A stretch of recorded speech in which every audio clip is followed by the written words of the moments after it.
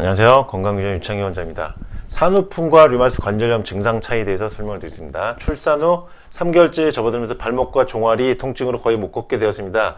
너무 아파서 MRI 찍고 대학병원을 가니까 류마티스인 것 같다고 약을 주더라고요. 아픈 기간 동안 병원 다니면서 네다섯 군데 먹은 약을 소용없더니 류마티스 쪽 약물 복용하니까 효과가 있었다.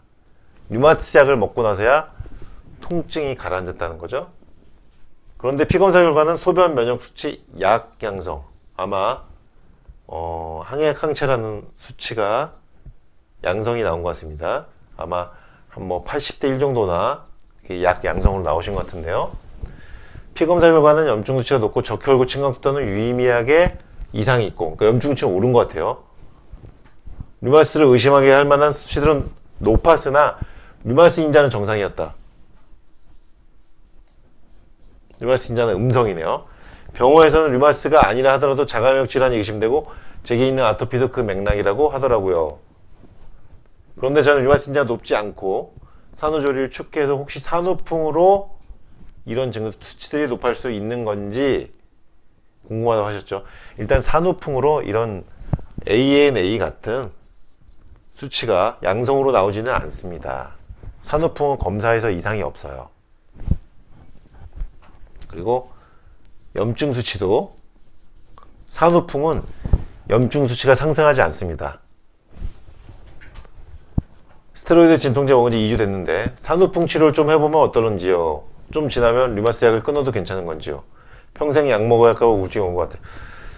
지금 이분 같은 경우는요, 산후풍과 자가면역 질환의 소인이 동시에 나타난 거예요.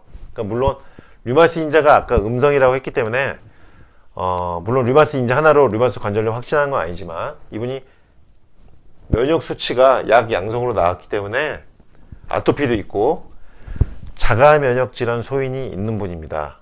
이 아토피 있는 것은 자가 면역 질환이라는 뜻이거든요. 그러니까 이분은 자가 면역 질환이 발생될 가능성이 많은 사람이고 항해 항체도 양성으로 나왔고 염증치도 올라왔기 때문에 산후풍도 있고 이런 자가 면역 질환의 소인도 동시에 가지고 있는 거예요. 그래서 산후풍을 치료하면서 동시에 산후풍 증상이 개선이 되면 남아있는 자가면역 질환 치료를 동시에 해줘야 되는 겁니다. 그러니까 이런 경우는 산후풍과 자가면역 질환 치료를 동시에 하면요, 산후풍 증상은 먼저 일단 해결이 됩니다. 자가면역 질환 증상이 더 무겁기 때문에 산후풍 증상은 먼저 없어지고 자가면역 질환 증상이 남게 돼요. 그러면 추후에 이 자가면역 질환 항체를 음성으로 돌리기 위한 치료로 넘어가면 되는 것입니다. 이분 같은 경우는 수치가 그렇게 높지 않은 것으로 보이기 때문에 평생 약을 먹을까봐 우려하실 필요는 없고요. 충분히 좋아질 수 있다. 좀 희망적으로 생각하시는 게 좋을 것 같습니다. 도움되셨길 바랍니다. 건강유정 유창희 원장이었습니다.